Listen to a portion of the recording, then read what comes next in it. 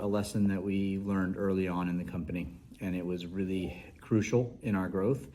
It was the idea of training and how we went about it. So when we first started, and I think a lot of people could probably relate to this, is we started by bringing on an individual and then giving them a specific task and taking a ton of time to train them. And most of the time that training fell back to me as the owner, explaining to them and coaching them and ultimately weeks would go directly into one person. And then in the event that person left, they went back to school or they found another job, and it put you in a situation where not only were you disappointed to have that person leave the company, you knew the task ahead of you was to do it all over again with somebody else. Even at a time early in the company, I started to reduce the amount of training that I actually did. I started to solve the problem by not spending as much time with that person doing training, which then inevitably led to a lower quality of work being done.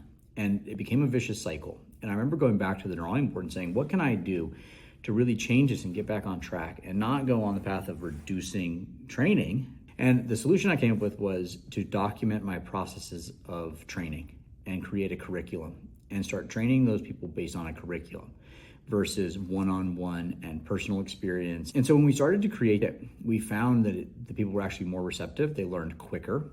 And the second leg of that was bringing it to the entire team through like our Tuesday morning meeting. And so we could kind of go in and instead of kind of honing in on one person, listening to you go on about what your vision is, it really opened it up into a much more enjoyable setting where we trained and ultimately cross-trained a lot of our employees so that they understood the direction, they understood the vision, they understood the ins and outs of that position.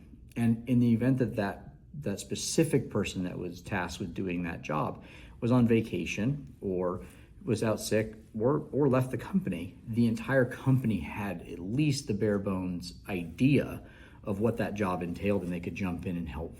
Instead, the team could help. And then I found that through that, even when that employee might leave the company and go on, that the team could fill in that position.